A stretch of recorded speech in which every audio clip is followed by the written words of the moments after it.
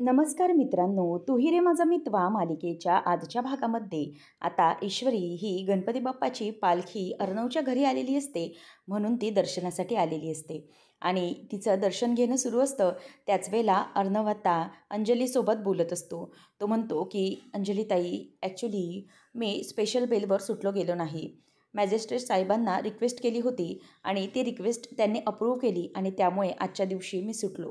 खरं तर special bell मी नाकारली होती. सगळे लीगल डॉक्युमेंट्स पूर्ण करूनच मी इकडे आलेलो आहे. हे सगळं आता अंजलीला तो सांगत असतो. तेव्हा मग अंजली म्हणते की हे सगळं अगोदर सांगायचं होतं ना चिंटू, की तू येणार आहेस. आमचा जीव किती टांगणीला लागला होता. खरंच खूप टेन्शन आलं होतं आम्हाला. काय होते काय नाही काहीच समजत नव्हतं. त्यावेळेला मग तो म्हणतो की हो, मला माहिती आहे, परंतु काही झालं तरीही मला या सगळ्यातच असं लॉफुली निघायचं होतं. बस एवढंच, असं तो तिला सांगत असतो. आणि त्यानंतर मग आता इथे डॉक्टरांना भेटायला मामा आलेला असतो आणि म्हणतो की हे बघा, मागच्या वेळेला जसे 1,00,000 रुपये भरले होते ना, तसेच याही वेळेला ऑपरेशनसाठी 10,00,000 रुपये भरण्यात येणार आहेत. परंतु हे पैसे अर्णवराजी शिर्केने भरलेत हे बाहेर कुठेही कळता कामा नये. आता असंच आपल्याला दाखवून द्यायचं आहे की हे पैसे NGOमधून अरेंज झालेत आणि ते पैसे NGOवालेच भरणार आहेत. बस एवढंच आणि बाकी दुसरं काही नाही. हे फक्त कोणालाही कळता कामा नये. तेव्हा तो अकाउंटंट म्हणतो की हो सर, डोंट वरी. नंतर हे सगळं राकेश ऐकतो आणि म्हणतो की प्रिय मामा, तुम्हाला काय वाटतंय की हे कोणालाही ऐकू जात नाही आहे, परंतु हे सगळं मी ऐकलेलं आहे. आणि आता तुम्ही पैसे भरलात ना, तुम्ही नाव घेत नाही आहेत स्वतःचं, परंतु ह्या पैसे भरण्यामध्ये मी तर भाव खाऊन जाणारच आहे. असं म्हणून तो खूप आनंदात असतो आणि मग या सगळ्याचं क्रेडिट स्वतःच घ्यायला मस्त तयार झालेला असतो. ईश्वरी इथे गणूबाप्पाची आरती करत असते आणि आरती करायला जाणार असते. तेवढ्यातच ती दिवा पेटवण्यासाठी जात असते, परंतु माचीसची काडी पेटी पेटवल्यानंतर सारखा सारखा दिवा हा विझतच असतो आणि वाऱ्याने तो दिवा विझत असल्यामुळे अर्णवचं लक्ष तिथे जातं आणि अर्णव पटकन ईश्वरीकडे जातो आणि ती तेव्हा जेव्हा माचीस पेटवते त्याच वेळेला आता तिथे अर्णव पटकन हात धरतो, जेणेकरून त्या दिव्याला वारा लागणार नाही आणि तो दिवा विझणार नाही. म्हणून अर्णव आता तिथे तिच्याकडेच बघतो आणि मिस इंदोर, काडीपेटी पेटव, असं तो तिला खुणावूनच सांगतो. आणि मग ईश्वरी तो दिवा लावते. अर्णवने आजूबाजूने हात धरल्यामुळे आता तो दिवाही पेटवला जातो. ईश्वरी अर्णव दोघंही आता एकमेकांकडे बघत असतात आणि ते दोघं एकमेकांकडे बघत असताना आकाशचं देखील लक्ष ईश्वरीकडे जातं. कारण यावेळी नेहमीसारखा तो यावेळी आनंदी नसतो, कारण ईश्वरीने जे काही केलेलं असतं त्यामुळे त्याला खूप जास्त राग आलेला असतो. आता अर्णव हा ईश्वरीकडे बघतच राहतो आणि ईश्वरी आता आरती करायला जाणार असते, म्हणूनच ती अर्णवकडे अगदी थोडीशी रागाने बघते. अर्णव थोडासा पटकन बाजूला होऊन जातो आणि मग ईश्वरी गणपती बाप्पाचं नाव घेते आणि म्हणत असते की गणपती बाप्पा, तुझी आरती करते मी, असं म्हणून ती आरती ओवाळते. आणि वल्लरीचं लक्ष देखील रागाने तिच्याकडे असतं, परंतु सगळी मंडळी असल्या कारणाने तिला काहीही बोलता येत नसतं. ईश्वरी गणपती बाप्पाला हात जोडते आणि म्हणते की हे गणू बाप्पा, तुझ्या आशीर्वादाने सगळं काही व्यवस्थित सुरू होतं, परंतु अचानक बाबांच्या बाबतीत हा मोठा अनर्थ घडला आहे.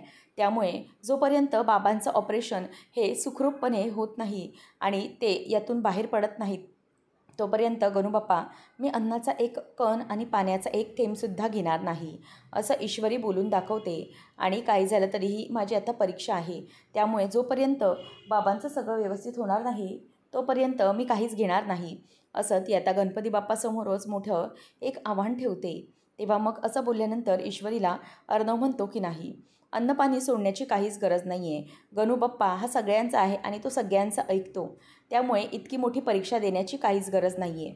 तेव्हा मग ईश्वरी बोलत असते की गरज आहे गणूबाप्पा, काही झालं तरीही माझे बाबा हे व्यवस्थितपणे या सगळ्यातून बाहेर आलेले मला हवे आहेत. म्हणूनच मी त्यांच्याशी सुखरूपपणे बोलून यातून, म्हणजे सुखरूपपणे तुझ्याशी बोलून त्यांना यातून बाहेर काढण्याचा प्रयत्न करणार आहे.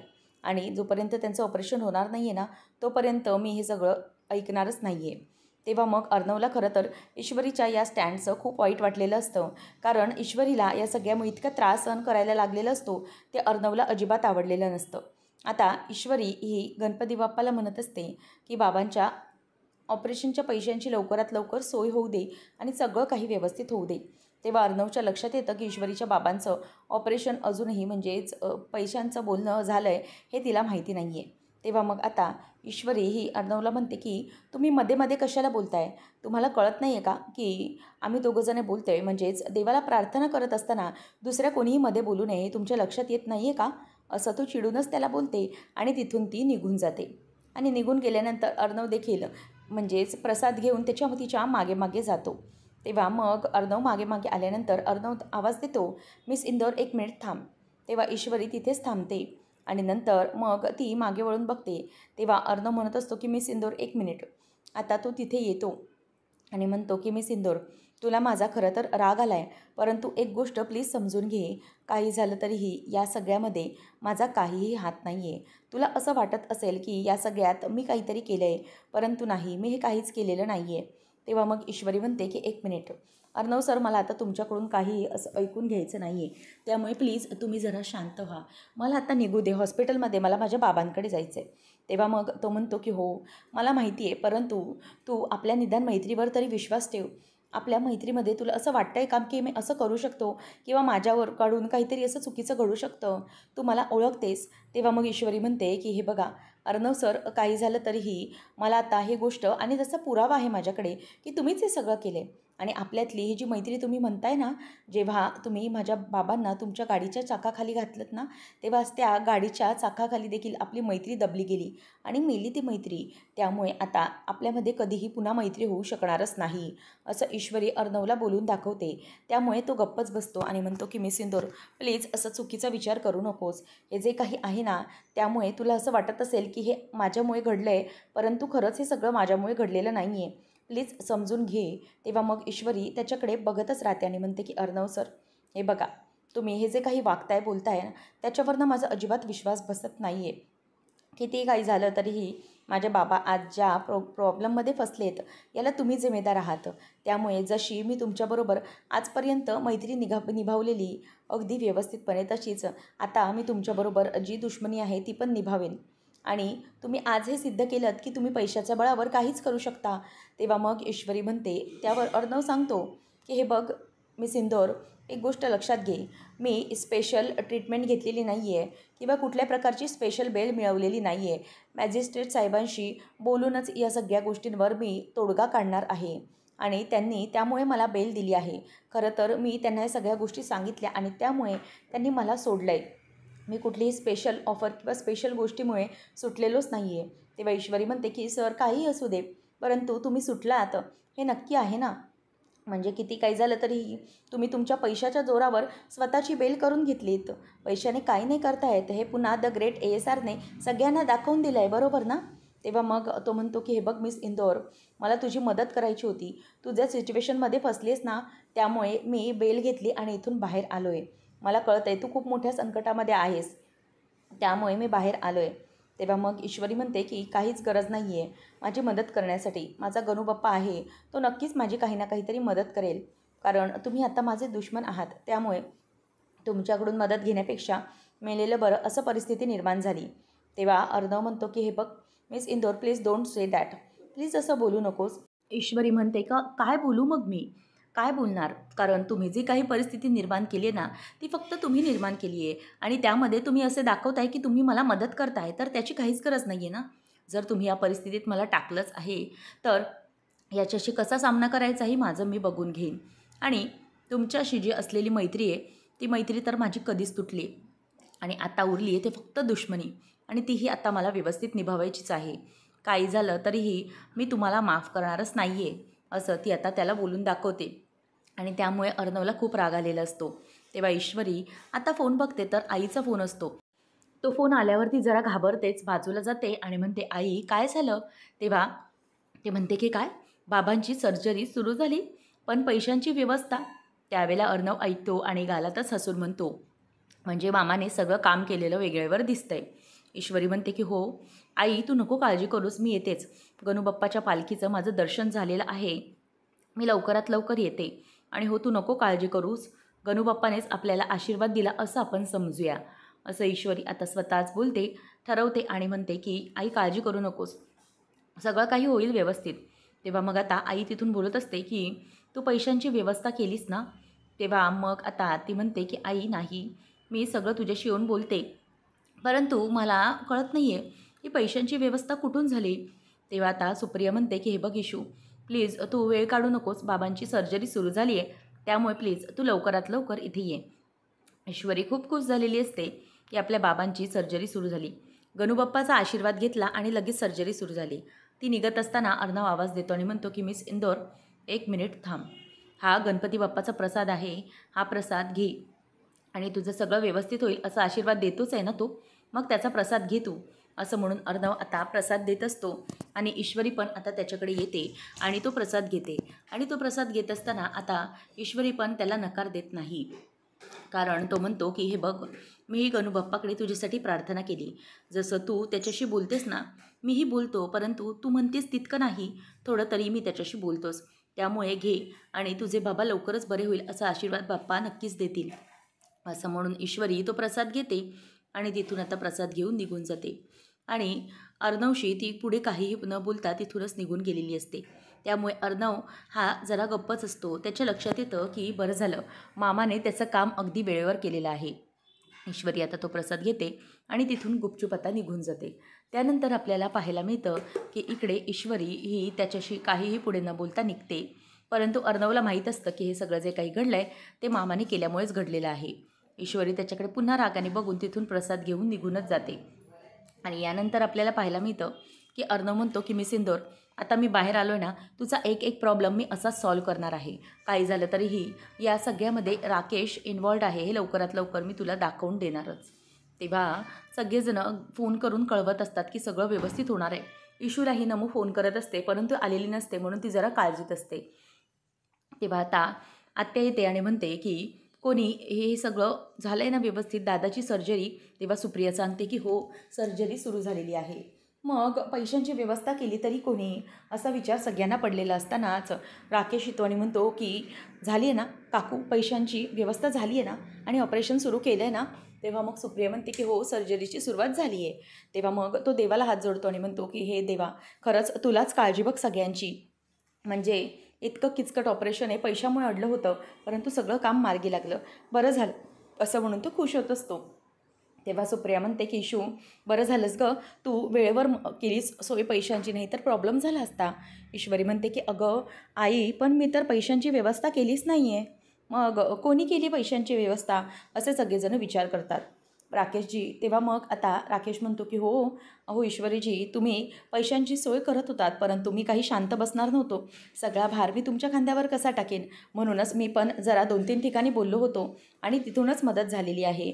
त्यांनी आपल्याशी म्हणजेच मदत केली आणि आपले पैसे NGOमधून आलेले आहेत, तुम्ही नका काळजी करू, मीच अरेंज केलेत ते पैसे. हे ऐकल्यानंतर सगळ्यांना आनंद होतो आणि ते राकेशकडे बघतच बसतात.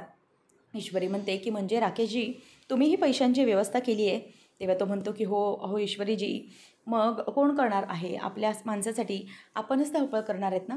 अहो शेवटी माझे होणारे वडील आहेत, ते म्हणजे सासरे आहेत माझे, मग काही झालं तरी त्यांच्याशी तुम्ही मदत करायला नको का, असं राकेश या सगळ्याचं क्रेडिट घेत असतो. आणि नंतर राकेश म्हणतो की नाही, आता काही झालं तरी लवकरात लवकर काकांचं ऑपरेशन सक्सेसफुल व्हायलाच हवं आणि म्हणूनच मी या सगळ्या गोष्टी शोधत होतो. आणि तुम्हाला माहिती आहे का ईश्वरीजी, तुम्ही गणूबाप्पाच्या पालखीचं तिकडे दर्शन घेतलं आणि ते पैशांची सोय पण झाली. तेव्हा सगळ्या बघत बसतात आणि म्हणतात की राकेशजी, परंतु तुम्हाला कसं माहिती की ईश्वरी गणूबाप्पाचं पालखीचं दर्शन घेण्यासाठी गेली होती म्हणून. तेव्हा आता तो पटकन बोलतो की अहो, म्हणजे मला माहीत होतं ना की गणपती बाप्पाची पालखी इथे इंदोरची येणार होती, सगळीकडे तसं फिरलंही होतं सर्कल, त्यामुळे मग गणपती बाप्पाच्या पालखीसाठी बरेच लोक जाणार होते हे मला माहीत होतं. आणि आपल्या ईश्वरीजी गणूबाप्पाच्या पालखीसाठी जाणार नाही असं कधी होणार नाही हे मला माहिती आहे, कारण त्या खूप मोठ्या भक्त आहेत ना. आणि शिवाय ईश्वरीजी, आपल्या दोघांची पहिली भेट ही पण गणूच्याच दर्शनात गणूबाप्पाच्याच मंदिरात झाली होती, हो की नाही, आणि आपल्या ते स्पेशल कनेक्ट आहे. तेव्हा ईश्वरी हो असं म्हणते. आणि नंतर ती पुढे म्हणते की जरीही गणूबाप्पाचा आशीर्वाद असला तरीही राकेशजी, तुमच्यामुळे हे सगळं शक्य झालं, तुमच्यामुळे बाबांच्या ऑपरेशनसाठी पैसे जमा होऊ शकले, खरंच त्यामुळे थँक्यू. असं म्हणून आता ईश्वरी ही त्यांच्याकडे थँक्यू असं म्हणून हात जोडते. तेव्हा मग राकेश म्हणतो की अहो ईश्वरीजी, तुम्ही असं का बोलताय? तुम्ही मला आभार मानून परकं करताय बरं का? अहो आणि मला तरी तुमच्याशिवाय, तुमच्या सगळ्यांशिवाय कोण आहे दुसरं? तुम्हीच आहात ना माझ्यासाठी सगळे. असं म्हणून तोही आता अगदी इमोशनल झाल्याचे नाटक करू लागतो आणि सगळेजण आता गप्प बसतात. आणि मग त्याचंही सांत्वन लगेच जयवत्य करते आणि म्हणते की खरंच राकेशजी, जर तुम्ही नसतात ना तर आज माझ्या दादाचं काय झालं असतं काय माहिती. त्याच्या ऑपरेशनसाठी कुठून पैसे आणले असते खरंच माहिती नाही. असं म्हणून ते आता खूपच मनातल्या मनात दोघंजणही त्याचे आभार मानत असतात. त्याचनंतर आता लगेच ईश्वरी म्हणते की आई, अगं अर्णव सर त्यांना बेल मिळालेली आहे बरं, ते घरी होते. तेव्हा हे ऐकल्यावर लगेच तो म्हणतो की काय, त्या अर्णवला बेल मिळाली? कशी काय? म्हणजे ही बेल कशी काय शक्य झाली? आज तर कोर्ट बंद होतं ना. मग ती म्हणते की मॅजिस्ट्रेट साहेबांना स्पेशल रिक्वेस्ट केली. तेव्हा लगेच पुन्हा तो बोलायला लागतो की बघितलं, म्हणजे त्याने शेवटी हे केलंच, पैशांचा वापर करून त्याने स्वतःला सोडवून घेतलंच. असं म्हणून तो मुद्दामच आता त्यांना भडकवत असतो. त्याच वेळेला राकेश मनात म्हणतो की आता हा अर्णव बाहेर आला, आता काही ना काहीतरी करण्याचा नक्की प्रयत्न करणार. बघितलं पाहिजे, लक्ष ठेवलं पाहिजे. तर इथे मामा म्हणतो की बरं झालं अर्णव, तू सुटलास बघ या सगळ्यातून, म्हणून मी तुला रिक्वेस्ट करत होतो की आपण स्पेशल बेल घेऊया. तेव्हा मग मामाला अर्णव म्हणतो की नाही, कसं आहे ना मामा, काही झालं तरीही ईश्वरीच्या नजरेत मला पैशाने सुटलाय असं चित्र निर्माण करू द्यायचंच नव्हतं. म्हणूनच मी या सगळ्या गोष्टी लॉफुली हँडल करून बाहेर आलेलो आहे. किती काही झालं तरीही तो राकेश कसा आहे आपल्याला माहिती आहे आणि त्यामुळे आपल्याला त्याला या सगळ्या गोष्टीमध्ये अडकवायचंच आहे. तेव्हा मामा म्हणतो की काळजी करू नकोस, मी हॉस्पिटलमध्ये पैशांची सोय करून आलो आहे. पण हां, असं सांगितलेलं नाही आहे की तिथे तू म्हणजेच तुझ्या नावाने वगैरे पैसे दिलेत, NGO किंवा चॅरिटीमधून पैसे आलेत असंच तिथे दाखवून दिले. आणि तू नको चिंता करू, सगळं होईल व्यवस्थित. आता त्यांचं ऑपरेशनही सुरुवात झाली पाहिजे. फक्त एवढंच करायचं आहे आपल्याला की त्या राकेशचं लवकरात लवकर काहीतरी बघितलं पाहिजे रे बाबा. तेव्हा अर्णव म्हणतो की मामा, हे बघ, तो राकेश काय वागतोय ना हे आपल्याला चांगलंच माहिती आहे. ईश्वरीलाही मला कित्येक वेळेला सांगावंसं वाटतं, परंतु तिला सांगता येत नाही, कारण आपली ताईमुळे मला तिथेच अडायला होतं आणि तिला काहीच सांगता येत नाही. तेव्हा मग आता लगेच अर्णव म्हणतो की बरं झालं मामा, तू एक मोठं काम केलंस. आता इंदोरचे बाबा खुश होतील आणि त्याचबरोबर तिच्या चेहऱ्यावर एक स्माईल येईल. मामा म्हणतो की हो, तिच्या चेहऱ्यावर स्माईल आलं म्हणजे तुझ्याही चेहऱ्यावर स्माईल येईल, हो की नाही? असं म्हटल्यावर अर्णव आता अलगदच गालातल्या गालात हसतो. परंतु तो म्हणतो की हे बघ मामा, या सगळ्यात ना आता मी तर बाहेर आलो आहे, पण त्या राकेशला, राजेश भोसलेला मला अजिबात सोडायचं नाही आहे. हे सगळी सिच्युएशन ना त्याने निर्माण केली आहे आणि ही सिच्युएशन त्याने निर्माण केल्यामुळे, काही झाल्यामुळे तो आता या सगळ्यामध्ये अडकलाच पाहिजे. त्याला या सगळ्यात अडकवायचं आहे मला. त्याचा खरा चेहरा जगासमोर आणायचाच आहे मला. मामा म्हणतो की हो, हे बघ अर्णव, मला पण आता खरंच खूप राग आला आहे, कारण तो ज्या प्रकारे सगळ्या गोष्टी करतो आहे, ज्या वेगाने आपल्याला तो मागे टाकतो आहे, त्याने त्याचे सगळे प्लॅन रेडी असतात. म्हणूनच आता आपल्याला त्याच्या 2 पावलं पुढे राहायला लागणार आहे. काही झालं तरीही त्याची ही जी काही सिच्युएशन आहे ही त्यालाच ओव्हरलॅप झाली पाहिजे, असं काहीतरी आपल्याला करायला हवं. कारण काही झालं तरी ईश्वरीचे बाबा हे बरे होतील आणि त्यानंतर तू स्वतःला सिद्ध करू शकशीलच. परंतु ह्या जो तुझ्यावर गुन्हा लागला आहे, तो गुन्हा त्या राकेशनेच केला आहे, हे सगळ्यांना आपल्याला सिद्ध करायला हवं आणि त्याचा खरा चेहरा ईश्वरीसमोर आणायलाच हवा. नंतर मग तो म्हणतो की हे बघ अर्णव, पण या सगळ्यात लक्षात ठेवायला हवं की इथे तिकडे ईश्वरीचा विश्वास आहे आणि इकडे आपल्या अंजलीचं प्रेम, हे दोन्हीही तुटणार आहे हे सगळ्यांना सांगितल्यामुळे. म्हणून आपण कोणालाही सांगत नाही आहोत. पण अर्णव, आज मात्र तू हे सिद्ध केलेस बरं. खरंच तू एक उत्तम बिझनेसमॅन आहेतच. तुला बिझनेसची परिस्थिती ही अगदी उत्तम हाताळता येते, परंतु तुझ्या पर्सनल आयुष्य त्याच्यातही इतकं मोठं वादळ येतं आहे, तरीही त्या परिस्थितीतही तू अगदी पाय रोवून घट्ट उभा आहेस. काही झालं तरीही तू या परिस्थितीशी अगदी लढतोयस, सामना करतोयस. त्यामध्ये कोणालाही तुला त्रास होऊ देत नाही आहेस. ईश्वरीलाही मदत करतोयस, सगळीकडे व्यवस्थित बघतोयस. तेव्हा मग अर्णव म्हणतो की हो, ते तर मला बघितलंच पाहिजे, सगळ्या गोष्टींकडे लक्ष दिलं पाहिजे आणि तो राजेश हे काय बोलतोय त्याचा पर्दाफाश मला करायचाच आहे. त्यावेळेला आता राकेश हा इथून तिथे फेऱ्या मारत असतो. सुप्रिया ही रडत असल्यामुळे ईश्वरी तिला शांत करत असते.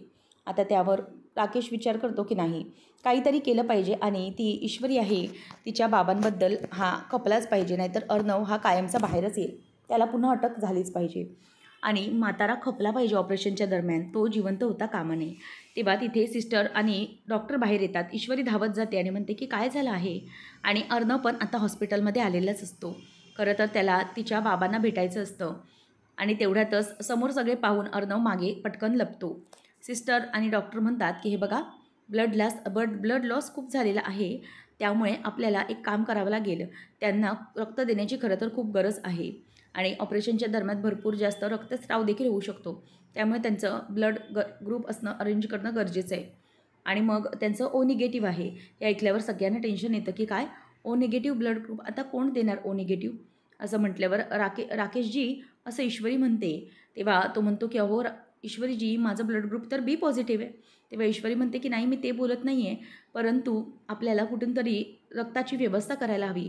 जर अर्जंट बाबांना रक्त लागलं तर काय करणार आहोत? असं सांगितल्याबरोबर सगळेजण टेन्शनमध्ये येतात. आणि मग जयवत्य म्हणायला लागते की नाही, काहीतरी करायला हवं. आता माझ्या दादाला रक्ताची गरज भासली तर कुठून देणार आहोत आपण रक्त?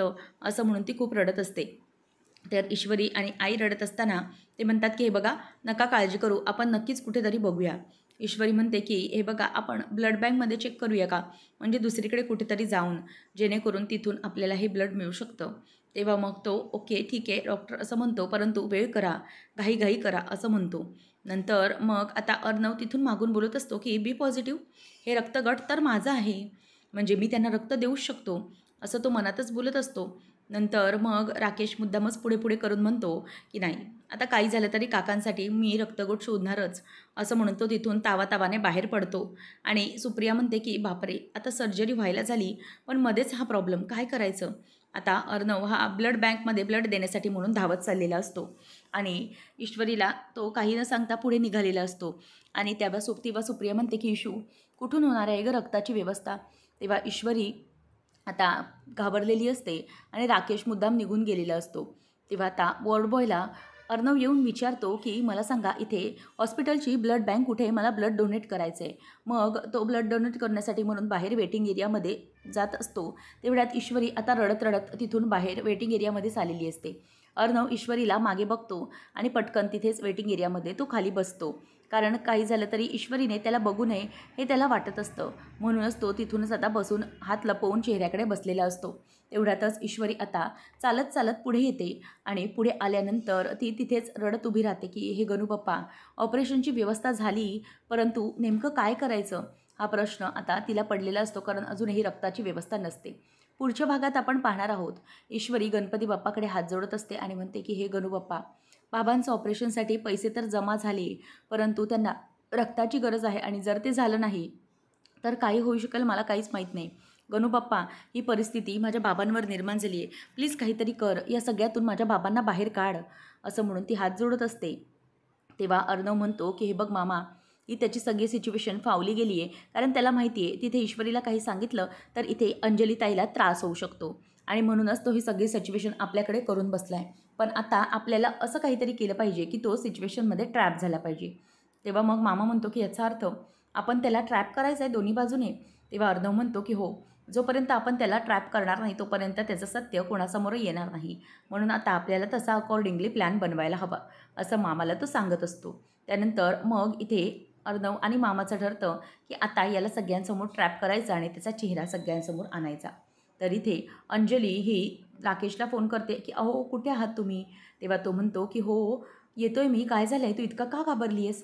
तेव्हा ती म्हणते की अहो तुम्ही प्लीज लवकर पटकन घरी या, काय ना घरावर छापा टाकला आहे आणि बँकवाले घरावर आले आहेत, म्हणजेच घरात आलेत. हे ऐकल्यावर तो म्हणतो की काय बँकवाले? हे ऐकून आता त्याला जबरदस्त धक्का बसतो. आता कोणत्या प्रकारचा ट्रॅप मामाने आणि अर्णवने त्याच्यासाठी टाकलेला असेल हे पाहणं अगदी रंजकतेचं ठरेल. अशाच अपडेटसाठी चॅनलला नक्की सबस्क्राईब करा. धन्यवाद.